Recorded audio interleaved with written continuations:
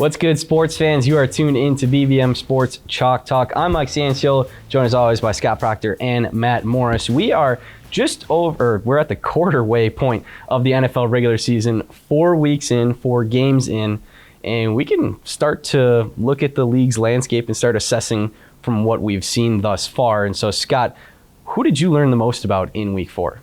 Well, the future of the quarterback position in the NFL is so bright, and honestly, this rookie quarterback class might end up being legendary. And I feel like I have to start with Justin Fields on the heels of our Bears conversation last week, because the numbers don't necessarily show how great Justin Fields was in that win over the Detroit Lions. He was electric, he was accurate with the football, and he made 3 or 4 high difficulty throws that just make your jaw drop, and that honestly Andy Dalton can't make or won't attempt. And then you look to, Zach Wilson, my guy, my favorite quarterback personally from this class, just balled out on Sunday and against a very likely playoff team in the Tennessee Titans in his first win. Trevor Lawrence was special last Thursday night in a close loss to Joe Burrow and the Cincinnati Bengals. Mac Jones had 19 consecutive completions, damn near outdueling Tom Brady in his, return to Foxborough. And also Trey Lance as well, in relief of Jimmy G. Looked well, showed flashes, threw 2 touchdowns to Deebo Samuel. These rookie quarterbacks aren't going to look great every week. There will be weeks like week 1 where Trevor Lawrence throws 3 interceptions, where Bill Belichick forces Zach Wilson into 4 picks, and he looks every bit of like a BYU rookie. But, this class is special. And each of these guys that I just mentioned have already shown all-pro ability. So that's really what I've taken, and that's what's really caught my eye so far through 4 weeks. Yeah, Scott, as high as you were on Zach Wilson, I was also pretty high, so I'm glad that he, listened to us and finally gave us something to back our words up on, because we both were pretty high on Wilson at the draft. Absolutely. And I already had our previous co-host of this show, Lucas Sam, already added me on Twitter talking about Zach Wilson isn't good, but just give him some time. I think Sunday was a good first step, though. But absolutely. And Trey Lance being the one that's had the least amount of game time still looks promising. But for me, what I learned was that the Steelers are done. I just don't see the Steelers saving or figuring out this season. As great as Mike Tomlin is, and he really is, I think, right up there with Bill Belichick as one of the best coaches in the NFL right now, and he'll go down as one of the greatest for sure. But after the loss to Green Bay, this is a team that's 28th in scored points. It's 27th in total yards and 16th in passing, dead last in their run game, even with the addition of first-round draft pick Najee Harris, who I believe at this point has actually more receiving yards than rushing yards as a running back. Fair to say. This is just a bad offense that's putting too much pressure on a defense that's still trying to figure itself out after coming back from some injuries. And not only that, you look at Big Ben, he can't be your starting quarterback. He's not one, as Cam Newton said, he's one of the best 32 in the league. Big Ben is not one of the best 32 in the league. He's just not. I'm looking, even if it's Mason Rudolph or Dwayne Haskins, I think you have to start really considering that. He had a little bit more protection against Green Bay last Sunday, and he still wasn't mobile in the pocket. He was having issues. It doesn't look like he's throwing the ball as well as he had. This looks like it's the end for sure for Big Ben, and I don't know how the Steelers really figure out and find some way to get back into the playoff conversation. Yeah, I tweeted it a couple weeks ago that Big Ben needs to hang him up. This is just what it is. It's evident that the evidence continues to pile up week by week, and it's safe to say at this point that Big Ben is the worst quarterback in the AFC North. When you look at Lamar Jackson, Baker Mayfield, and obviously, Joe Burrow as well. And that's just not ideal for a Pittsburgh Steelers team that has legitimate weapons on the perimeter. Chase Claypool, Deontay Johnson, Juju Smith-Schuster. They nailed their first-round pick with Najee Harris, but he's not even being protected. And not to mention that defense is still elite with T.J. Watt, Minka Fitzpatrick. Just an unfortunate situation. And I have to say that the Steelers did this to themselves, because Big Ben Roethlisberger showed that he was on the decline last season. It was evidenced after they started the season, 11 wins in a row, and they, went on a down spiral to end the season, obviously ending in that playoff loss to a division rival in the Cleveland Browns. So this is partly on the Steelers as well. They saw this coming. This is probably a chink in the armor of Mike Tomlin, who you mentioned is going to go down as one of the greatest coaches ever. Still is currently one of the best coaches in the league. But this is looking like this is going to be Mike Tomlin's first losing season as the head coach of the Steelers. So that's never good. And that's the thing. He always seems to find a way, but especially this year, that division looks very scary. We all knew Baltimore and Cleveland were going to be legitimate contenders and a problem, but Cincinnati has looked great so far. And Joe Burrows and Jamar Chase, even though they didn't address the O-line issues that team still has, they're looking great, and I don't really know. And they've already beaten the Steelers once, so what are you going to do? Yeah, so what are you going to do? The Steelers team is on life support, and they need to figure it out very quickly. You guys both touched on the quarterback situation in Pittsburgh. Obviously, Scott, you brought up the receiving threats that they have: Chase Claypool, Juju Smith-Schuster, Deontay Johnson. Would you trust one of those backup options that is currently on the Steelers roster? Or would you bring in a guy like a Cam Newton to try and revive that aerial attack? I'm not completely against the idea of bringing in a Cam Newton at this stage, knowing what Big Ben Roethlisberger is. But I'm also not opposed to the idea of giving Dwayne Haskins a shot under the idea that hopefully he's shown flashes in practice. He seems like he's grasped the playbook. But again, this is a former first-round draft pick that we're talking about. This is a former blue-chip recruit, Ohio State quarterback, who had a lot of expectations coming in the league. You know, sometimes things don't work out by the team that drafts you, and we've seen evidence of that. We've seen Ryan Tannehill, we've seen Sam Darnold go to a new team and kind of resurrect their career. I would give it a chance and see if Dwayne Haskins can be another example of that, because it definitely gets much better than Big Ben Roethlisberger. And if you're so lucky that you already have a better answer on your roster, you got to at least try that out. I mean, we talked about it. I just said Cincinnati, even though they have O-line issues, they're still finding ways to win and negate those issues. And we talked about it with the Bears as well. And some of these other teams, the issue is that Big Ben is not the quarterback that's going to allow you to get rid of any weaknesses on the O-line. Dwayne Haskins could possibly be that. Cam Newton would be a good addition as well. He's a little bit more mobile, even though he's still getting up there in age.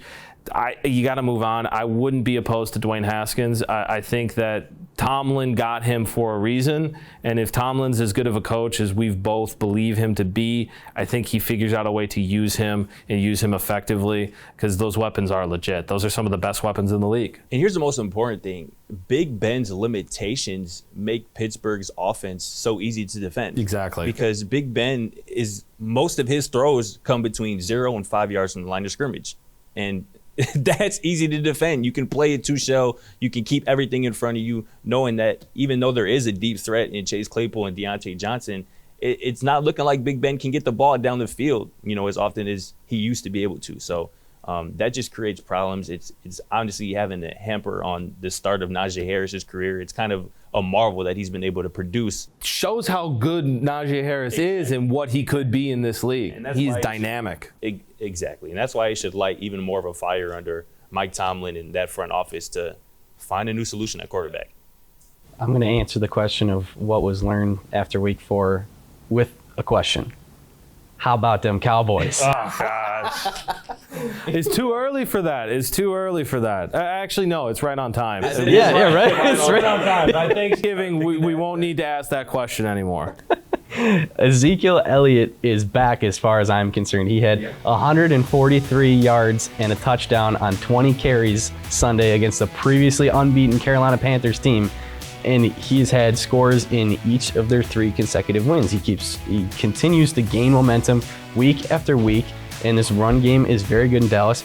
Dak Prescott, although he didn't look so great against the Panthers, has been pretty impressive thus far.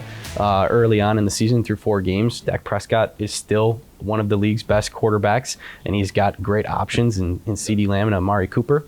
But really, the thing to look at is this Dallas defense. They are tied for first in the NFL in turnover differential at +7. This is a team that was so horrid last year, a defensive team that was so horrid last year that I didn't even think I would potentially be saying something like this year. And not many people did. They're good, and they're getting rid of guys that were great on that defense in Jalen Smith, and they're still good. It's very telling. They're still a good defense. So I don't know.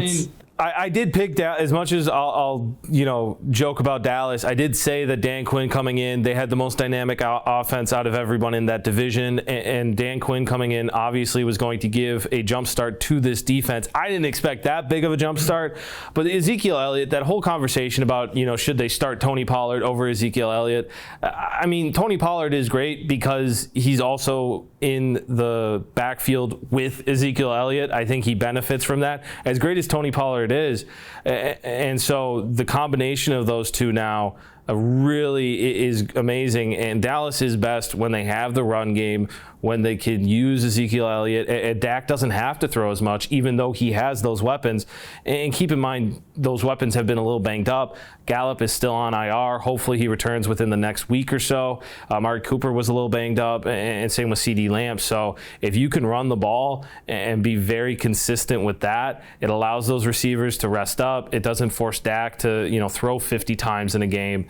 Dallas is really trending in the right direction. Yeah, I mean, everything you guys have said has been point on. But the question for me at this point about the Dallas Cowboys is, what don't they do well? We all knew coming into the season they would have an elite passing attack led by Dak Prescott and those weapons. We've seen that.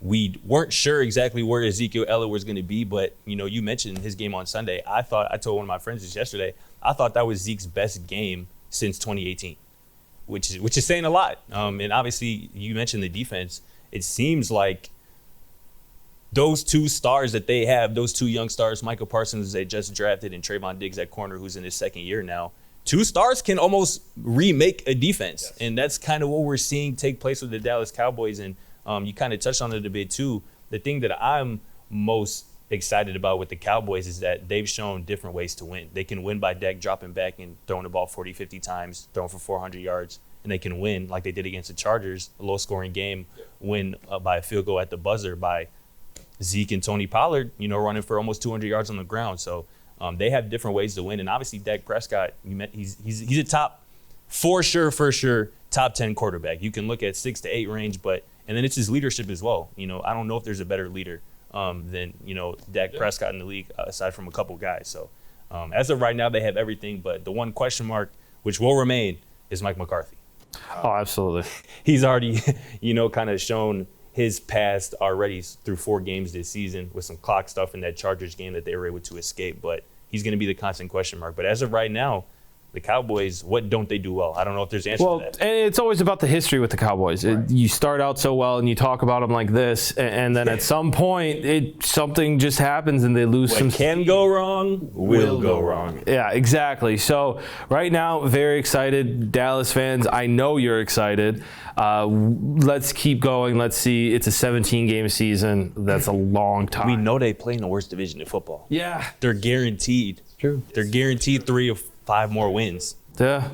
Let's not forget they're 3-1, but week 1 they were a Ryan Suckup game-winning field goal away from knocking off the Super Bowl champions Tampa Bay Buccaneers. And that kind of set the table for the season, I believe. 4 turnovers in that game. Yeah. Mm-hmm. So, Scott, I want to circle back to your thoughts from 4 weeks into the season. Yeah. Which rookie quarterback would you take right now moving forward? That's a great question. Again, I like the guys that I mentioned earlier, but if I had to pick right now, I'd have to go with Trevor Lawrence. To me, he's the most complete quarterback in this rookie class. At his height at 6'6", his accuracy, his ball placement, leadership coming from a blue chip program in Clemson, winning national titles, and obviously his athleticism as well. I think was really understated. I think I heard the guys last Thursday night when the Jaguars were playing the Cincinnati Bengals, that was something that Trevor Lawrence talked to the media about, that he wants to open up more of his game because he has it. He can be a legit threat with his legs in this league. So, it doesn't look great right now because the Jaguars roster is sad. It's pretty bad outside of a couple guys, but the Jaguars will soon again be relevant, and it'll be because of Trevor Lawrence. So that would be my pick. It definitely will be because of him, and it's exciting to see him. I'm going to go with another guy from a blue chip, but I'm going to go with Bama, Mac Jones. I really like what I've seen from Mac Jones, and what I've seen from Mac Jones is everything that you expected to see from Mac Jones. A guy that comes in, can be smart with the football, can run your offense the way that you want to run the offense. We talked about it in a different episode, 19 straight completions against Tom Brady and a Tampa Bay defense that, although dealing with some injury issues, is still a very good defense. And with some, not great weapons. I mean, Jacoby Myers is your best wide receiver option with Nelson Aguilar, and he's still getting the job done. He's averaging around 70% on his completions this season. He's only got 4 touchdowns and he has 4 interceptions, but Trevor Lawrence talked about wanting to open up more of his game. I think that the Patriots now, if they want to save their season, they have to give Mac Jones more control of the offense and allow him to go down and try and win games, believe in him a little bit more to make those big plays that you need out of your starting quarterback. Because right now, you're not going to lose a game, I think, because of Mac Jones.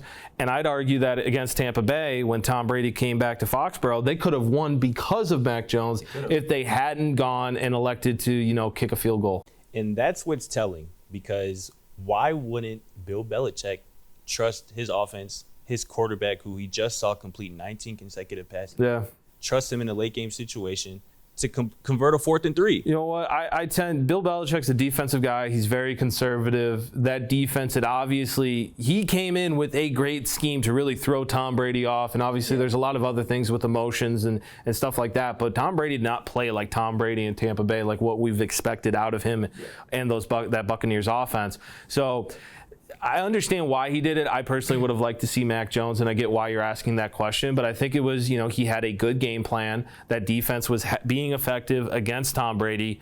Why not kick the field goal and see what you can do against Tampa Tom? And you know what? He was wrong. I guess, yeah, and that's kind of where I'm going and where I really disagree with you here. I'd probably put Mac Jones maybe 4th, maybe 5th of this rookie quarterback class. And I have a stat for you, Matt. So far this season, Mac Jones has a passer rating of throws that have traveled 20-plus air yards of 10. There are only 3 guys with the worst passer rating of that stat, which is Jacob Eason, who doesn't start, Taysom Hill, who doesn't start, and I honestly cannot forget the third name, but it's somebody who we know isn't great. And I think that's part of the reason why he was able to complete 19 consecutive passes, because there's a lot of dinging and dunking down the field. And here's the worst part about this, and this is probably going to make Patriots fans sad that they're listening, but Patrick Mahomes, Lamar Jackson, Baker Mayfield, Josh Allen, Joe Burrow, Trevor Lawrence. That's 7 quarterbacks in the AFC alone that Mac Jones will never be better than. That's got to sting after having to go for 2 decades. You forgot. Did you put 2 in there? And Herbert. Herbert definitely makes that. Herbert makes 7, so I named 6. Herbert makes it 7. We're not going to talk about 2 but that's 7 quarterbacks in his conference alone that I don't think Mac Jones will ever be better than. And that's tough. I think that right now he's on a very short leash. And like you said, maybe that's because of what they've seen in practice. But I know watching that Tampa Bay game, he went in and he played great. He put the Patriots in a situation to beat the Super Bowl reign. He played well on Sunday. He played well. I want to see a little bit more, and that's why I went with Mac, because out of all of them, he went in, he earned the start. That's the other thing. He earned that starting job against Cam Newton. And so I think that if they give him a little bit more freedom and you see him really take over as the leader of that offense, it could really build to something special.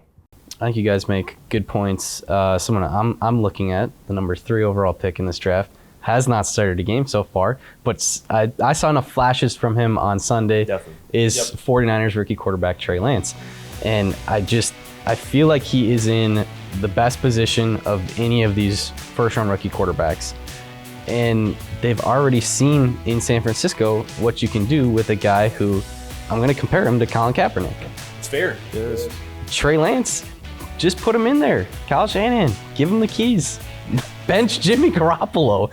I mean, this guy against the Seahawks went 9 of 18, 157 yards, 2 touchdowns through the air, and tacked on 41 rushing yards. Okay, now granted, in a different situation where he wasn't playing from behind, he probably puts him in a legitimate shot to win that game. And he made great connections with Deebo Samuel, who's the clear-cut number 1 in San Francisco. They've got other receiving options in Brandon Ayuk. You got one of the league's best tight ends in George Kittle. This is just a situation where I just think that the Niners kind of need to just say, all right, Jimmy G, you did a great job for us. You almost got us there. You almost took us the distance. Yeah. You've been a very solid starting quarterback, but Trey Lance is the future. And I honestly think that if we're talking about someone that could realistically get their team to the playoffs and potentially make a run in the postseason, it's got to be Trey Lance out of the whole group. Now, because I'm looking at this question as more as who could make the biggest difference this season, not who's going to eventually turn around the franchise and get them to a point where, a few years down the road, all of a sudden you're in a good situation. I really think Trey Lance needs to get more looks, more attention, or do something like where, give him a solidified chunk of time where it's not just, what was it against the Packers where he came in right before halftime, ran the ball into the end zone, gave him some momentum going into the second half. But, you got to give him a chance to shine and do something there because the 49ers, I mean, they're down running backs. They're down to Trey Sermon, so you get him running around in that backfield and, all of a sudden it fixes a lot of run issues that they've had because, they've gone through 3 different running. The injury woes in that running back room is real. That's a problem, and you can see what a mobile quarterback does in the NFL nowadays. I like how they've been using him. I think that 9 of 18, that's 50%, and most of those yards came on that big throw to Debo. So you can definitely tell that he has the least amount of real in-game experience, and I think that's what's holding them back right now. Is with Jimmy G. I don't think Jimmy G is going to exactly lose you a game. I don't know if Trey Lance is going to go out there and win you the game. It's just very interesting, but I tend to side with you and say give Trey Lance the ball, and in that division. Who are you going to beat? It's so tough. You might as well go all out and see if the rookie that you sold the farm for can do it for you. Yeah, and I think Kyle Shanahan is just really waiting on his opportunity to really hand Trey Lance the keys. Jimmy Garoppolo is not a bad stopgap measure, and he's much better than the Bears situation. I would definitely prefer Jimmy G to be my starter than Andy Dalton, for example. But, we both picked the 49ers to win this division and probably make a playoff run. And I think we both kind of did that with the idea that Trey Lance could at some point come in and take over the reins and really take this offense and this team to another level. So, especially because Jimmy G keeps getting hurt. Yeah, he's making it easy. He's making it easy on Shanahan and Trey Lance to kind of move into that next direction. But I think this team is fine. But I'm fine with Trey Lance waiting a little bit. Again, as long as Jimmy G is healthy. This team typically wins when Jimmy Garoppolo is starting under center. They win more than 50% of their games when he's the one playing as opposed to anyone else under center for them. So I think Kyle Shanahan knows what he has with his offense. He knows he has 2 valid options who give you different things. But it's really just all a matter of when Trey Lance is truly ready. And I think that'll be soon. Would you like to see the Niners do what the Chiefs did with Alex Smith and Patrick Mahomes? I think that's a much different situation from the standpoint that I really believe Andy Reid and that staff knew what they had in Patrick Mahomes, that he was really ready, even before they even trotted him out there. But with Trey Lance, it's still such a wild card. You mentioned it. He has the least experience of all these rookie quarterbacks, so that's going to be a challenge. And but to the opposite side of that, the only way you get that experience is by getting him out there, throwing him to the fire. So. And like we said, and we keep bringing up the Bears, sometimes injuries just force your hand. Obviously, I don't think Justin Fields was going to be going out there anytime soon if Dalton was going to stay healthy. It was going to take quite a few weeks into the season to finally put pressure on Nagy to start Fields. If Jimmy G gets hurt and continues to be a question, week to week, day to day, that might force their hand a little sooner than they'd want to, but it might, in the long run, be the good thing because sometimes coaches need that little extra push. Okay. Well, we will continue to watch these rookie QBs through the rest of the regular season, and who knows, maybe the Steelers turn things around and maybe the Cowboys solidify themselves as one of the best teams in the NFC. We'll just have to wait and see. But that will do it for our NFL reflections through 4 weeks. For Scott Procter and Matt Morris, I'm Mike Cianciolo. Thanks for watching Chalk Talk, and we'll catch you again soon.